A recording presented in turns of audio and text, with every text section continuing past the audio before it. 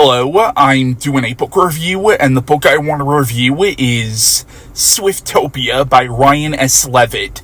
Now, Ryan S. Leavitt actually contacted me over Instagram asking me if I would review this book, and he sent me an audio book, so I technically didn't read this, I listened to it. Now, Swiftopia is a post-apocalyptic horror comedy satire that was first published in 2016. However, I believe the version I listened to was a slightly revised edition, and the author has kind of described this as basically Walking Dead meets Evil Dead 2, with sort of the satirical edge of South Park. That being said, even though I did enjoy this, I'm not sure if it quite reached the same heights as some of the things that this is clearly influenced by, especially Evil Dead 2. He has said that he specifically wrote this to have Evil Dead 2 vibes, and I'm not sure if it ever really gets quite as gruesome or as zany as Evil Dead 2. So, the plot of Swiftopia is Taylor Swift releases a new album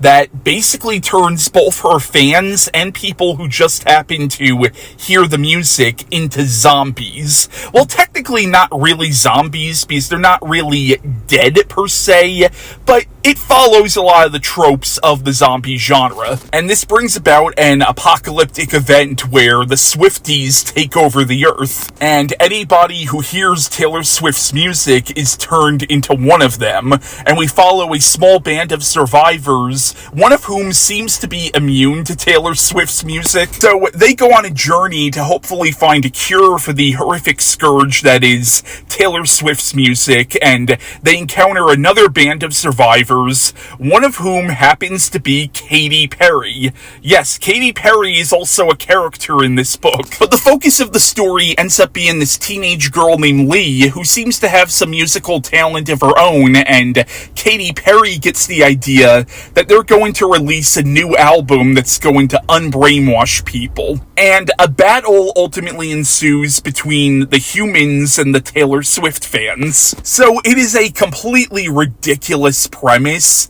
but it also knows that too. Like, the book does not take itself seriously at all, yet oddly enough, the characters within the story take it seriously. Like, the way the characters in the story act, you would think this is like a serious post-apocalyptic story, yet the premise is so ludicrous, and that adds to the satire and adds to the humor of the book. And the story gets so freaking ridiculous. Like, System of a Down shows up at the end, and their instruments turn into magical swords that they use to fight the Swifties with. Again, it's a ridiculous story, but the book knows what it is.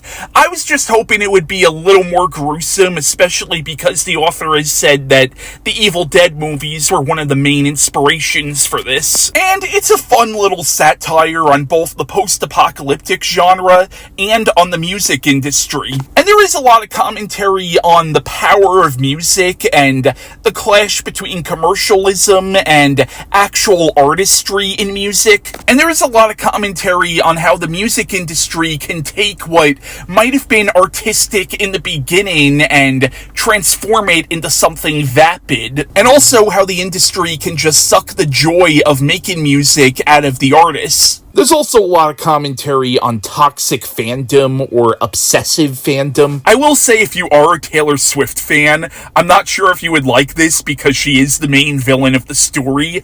I'm not a fan personally, but I have nothing against her. I do wonder what the legal implications of using real-life people like Taylor Swift and Katy Perry as characters in the book would be. I guess since they're public figures, I guess there really isn't any actual copyright stuff you have to get around, because again, they're public figures. I think that does technically count as fair use. I think, at least, but I'm no expert on this, but I think that's how South Park gets away with all their celebrity satires. But yeah, it's a fun read, or a fun listen in my case, and I gotta say, the audiobook I listened to was very well done. The girl who read it did an amazing job. So yeah, that was my review of Swiftopia by Ryan S. Leavitt, and bye.